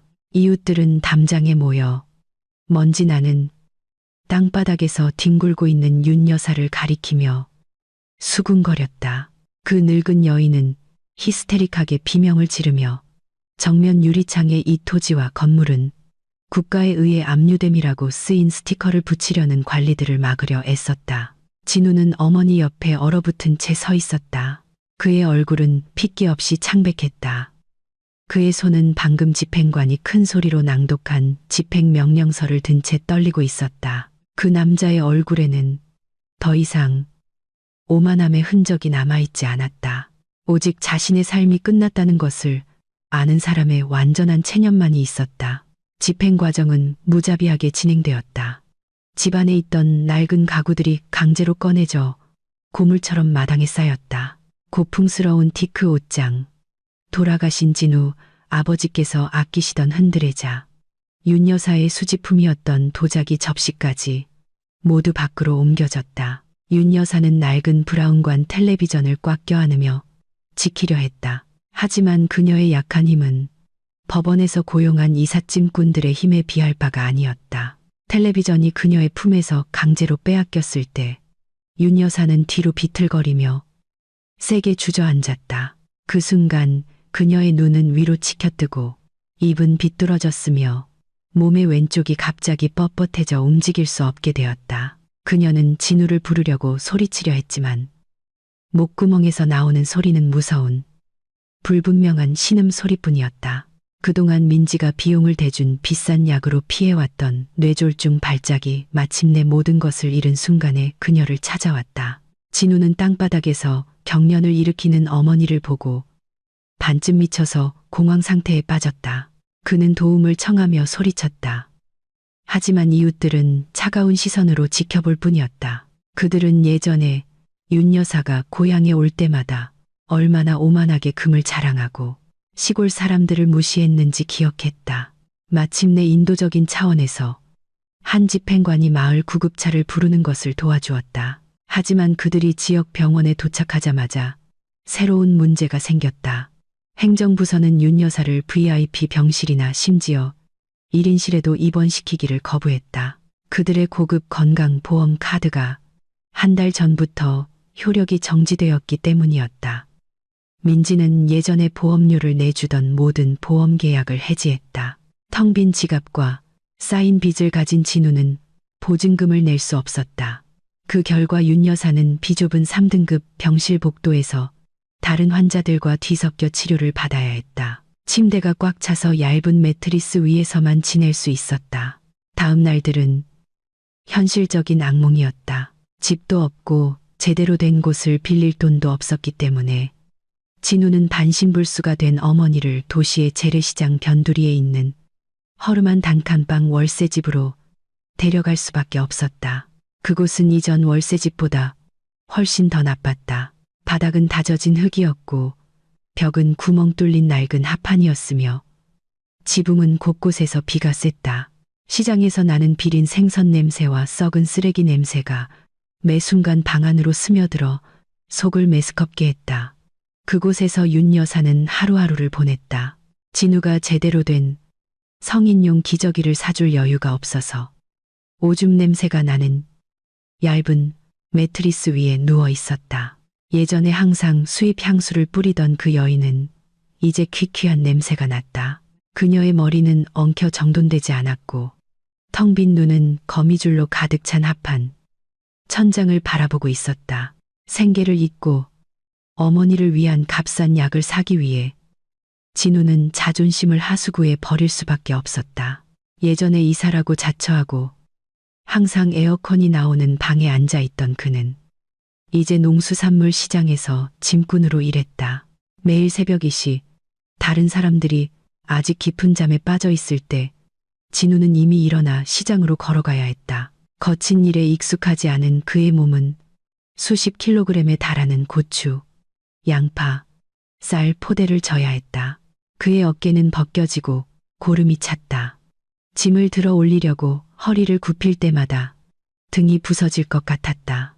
땀과 시장의 먼지가 섞여 피부에 달라붙어 그는 제 나이보다 더 늙고 지저분해 보였다. 종종 그는 일이 느리다고 시장 반장이나 상인들에게 혼이 났다. 물건을 떨어뜨리면 발로 차이기도 했다. 그의 일당은 겨우 밥 한 공기와 템페 반찬, 그리고 어머니를 위한 두통약 한 봉지를 살 수 있을 정도였다. 어느 무더운 금요일, 농수산물 시장은 갑자기 사람들로 붐볐다. 경호 차량의 사이렌 소리가 들렸고 상인들 사이에서 흥분된 속삭임이 오갔다. 소문에 따르면 한 부유한 기부자가 수백 개의 도시락과 위로금이 든 봉투를 시장의 짐꾼들과 가난한 사람들에게 나누어주는 금요 축복 나눔 행사를 하고 있다는 것이었다. 그때 축축한 시장 구석에서 부은 발을 주무르며 쉬고 있던 진우도 호기심이 생겼다. 배는 고팠고 공짜 도시락을 얻을 수 있다는 희망에 억지로 몸을 일으켜 인파 쪽으로 다가갔다. 그는 무거운 발걸음을 끌며 줄을 서려는 사람들 사이를 비집고 들어갔다. 진우가 앞줄로 나서는데 성공했을 때 그의 눈은 도시락을 나누어주는 여성의 모습에 고정되었다. 그의 심장이 한는 듯했다. 그 여성은 더러운 시장 환경과 대조적으로 매우 깨끗하고 아름다운 파스텔 톤의 긴 드레스를 입고 있었다. 그녀의 얼굴은 빛났고 그녀의 미소는 기부받는 모든 사람에게 진심으로 인사했다. 그건 민지였다. 그의 전 아내는 쓰레기장에 내려온 천사처럼 보였다. 민지 옆에는 강비서가 뜨거운 햇볕으로부터 민지를 보호하기 위해 우산을 들고 민첩하게 서 있었다. 한편 깔끔한 유니폼을 입은 몇몇 직원들이 봉투를 나누는 것을 돕고 있었다. 진우는 멀지 않은 곳에 주차된 반짝이는 검은색 고급 세단을 보았다. 예전에 그의 어머니가 원했던 바로 그 차가 이제는 민지의 자선 활동용 차량이 되었다. 진우는 도망치고 싶었고 숨고 싶었지만 다리가 굳었다. 엄청난 수치심이 그의 심장을 꿰뚫었다. 그는 자신의 검고 더러운 손, 구멍나고 땀 냄새 나는 옷을 보고 깨끗하고 위험 있는 강 비서와 비교했다. 갑자기 진우의 등 뒤에서 휠체어를 억지로 미는 소리가 들렸다. 윤 여사가 어떻게든 월세방에서 나와 쓰레기수레 택시를 빌려 시장에 돈을 나눠준다는 소식을 듣고 온 것이었다. 윤 여사가 민지를 보자 그녀의 지친 늙은 눈이 갑자기 크게 뜨였다. 과거의 호화로웠던 기억이 이미 일부 손상된 그녀의 뇌에서 솟아올랐다. 남은 힘을 다해 윤 여사는 민지를 부르려고 소리쳤다. 민지야, 내 며느리, 엄마 좀 도와줘. 엄마 여기 있어. 그녀의 쉰 목소리는 미친 사람의 횡설수설처럼 들렸다. 그녀는 낡은 휠체어를 민지에게 가까이 가도록 움직이려 애썼다. 민지는 소리가 나는 쪽으로 고개를 돌렸다. 그들의 시선이 마주쳤다. 민지는 이제 깡마르고 더럽고 낡은 휠체어 위에서 비참해 보이는 전 시어머니를 보았다. 하지만 민지의 얼굴에는 놀라거나 슬픈 표정이 없었다. 그녀는 그저 무표정하게 중요하지 않은 낯선 사람을 보는 것처럼 바라보았다. 윤 여사는 민지가 즉시 달려와 자신을 껴안지 않자 더욱 히스테릭해졌다. 그녀는 마비된 몸을 억지로 일으켜 민지에게 다가가려 했다. 민지야, 엄마야. 엄마한테 돈 좀 줘. 저 차는 엄마 거야. 그녀는 부끄러움도 모르고 소리쳤다. 하지만 균형을 잃은 윤 여사의 몸이 비틀거렸다. 낡은 휠체어는 그녀의 공격적인 움직임을 견디지 못했다. 왼쪽 바퀴가 부러졌다. 윤 여사는 진흙과 생선 씻은 물 찌꺼기가 섞인 검고 짙은 시장 웅덩이 속으로 세게 내동댕이 쳐졌다. 순간 정적이 흘렀다. 모든 시선은 썩은 진흙탕에서 뒹구는 늙은 여인에게 쏠렸다. 진우는 달려가 어머니를 일으키려 했지만 그 자신도 미끄러져 어머니 옆에 넘어졌다. 그들 둘, 예전에 오만하고 가장 존경받는다고 느꼈던 어머니와 아들은 이제 수백 명의 사람들 앞에서 하수구물에 흠뻑 젖었다. 민지는 방금 쓴 선글라스 너머로 그 광경을 보았다. 그녀는 돕기 위해 앞으로 나아가지 않았다. 그녀는 강 비서에게 신호를 보냈다. 강 비서는 고개를 끄덕이고 일어나려 애쓰는 진우의 발치에 도시락 2개를 놓았다. 그것뿐이었다. 돈도 도움도 차에 태워주는 것도 아닌 도시락 2개. 가자. 아직 방문해야 할 고아원이 많아. 민지가 조용하지만 단호하게 팀원들에게 말했다. 그녀는 더러운 물이 튀지 않도록 원피스 자락을 흔들며 돌아섰고 시원한 고급차에 올라탔다. 차문이 굳게 닫혔고 향기롭고 성공적인 민지의 세계와 냄새나고 망가진 진우와 윤 여사의 세계를 분리했다. 차는 천천히 시장을 빠져나갔고 길을 비켜주는 인파를 갈랐다. 진우는 진흙탕 속에서 울부짖는 어머니를 껴안으며 멀어져 가는 차의 후미등을 바라볼 수밖에 없었다. 예전에 자신이 가졌던 천국의 문이 이제는 정말로 굳게 닫히고 영원히 잠겼다는 것을 깨달았다. 재래시장에서의 치욕적인 사건 이후 1년이 흘렀다. 인생의 수레바퀴는 계속 돌았고 분수를 모르는 자들을 짓밟고 인내하는 자들의 지위를 높였다. 웅장한 5성급 호텔의 볼룸에서 크리스탈 샹들리에가 주 무대를 환하게 비추고 있었다. 오늘은 민지에게 큰 날이었다. 그녀는 돌아가신 아버지를 기리기 위해 세운 현대적인 고아원이자 무료 직업 훈련센터인 그녀의 가장 큰 사회재단, 아버님 재단을 공식적으로 출범시키고 있었다. 민지는 연단에 서서 예전보다 훨씬 젊고 빛나 보였다. 그녀의 리더십 아우라는 너무나 강해서 개관 테이프를 자를 때 공무원과 성공한 사업가들로 구성된 수백 명의 하객들이 열렬한 박수를 보냈다. 그녀의 오른손 약지에는 이제 소박하지만 우아한 다이아몬드 반지가 끼워져 있었다. 결혼 반지가 아니라 폭풍을 이겨내고 온전한 여성이 되었다는 자신에 대한 헌신의 상징이었다. 한편 도시의 다른 구석에서는 배신자들의 운명이 가장 어두운 종말을 맞이했다. 우주의 정의는 매우 세심하게 작동하여 저질러진 죄의 단 하나의 세부 사항도 놓치지 않았다. 높은 콘크리트 벽과 철조망으로 둘러싸인 여성 교도소에서 유라는 축축한 간방 구석에 웅크리고 앉아 있었다. 그녀가 예전에 자랑했던 아름다운 얼굴은 이제 긁힌 상처와 멍으로 가득했다.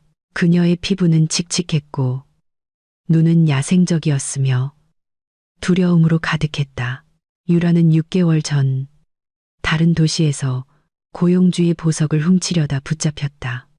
윤 여사에게 했던 것과 같은 수법이었다. 하지만 이번에는 예전처럼 운이 좋지 않았다. 고용주가 숨겨진 CCTV를 설치해 두었다.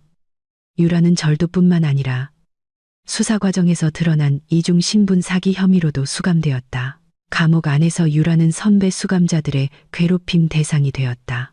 예전에 버릇없고 돈진 일을 만지기 싫어했던 그녀는 이제 매일 아침 교도소 공중 화장실을 솔질하고 매일 밤 빵 한 조각을 더 얻기 위해 수감자 갱단의 두목의 발을 주물러야 했다. 그녀가 임신했던 태아는 도피 중 스트레스와 영양실조로 유산되었다.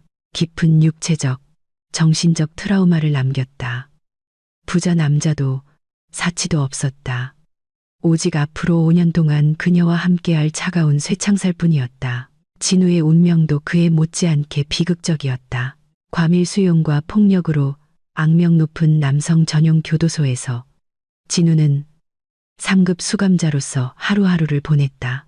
그는 결국 예전에 끌어들였던 사기 투자 피해자들의 신고로 경찰에 체포되었다.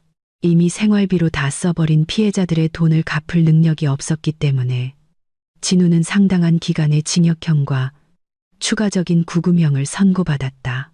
20명이 들어있는 좁은 감방에서 진우는 가장 낮은 계급을 차지했다. 그는 화장실 구멍 근처에서 잠을 잤고 더 힘센 다른 수감자들의 발판이 되었다. 그의 몸은 깡말랐다. 아픈 가슴에서는 마른 기침이 자주 들려왔다.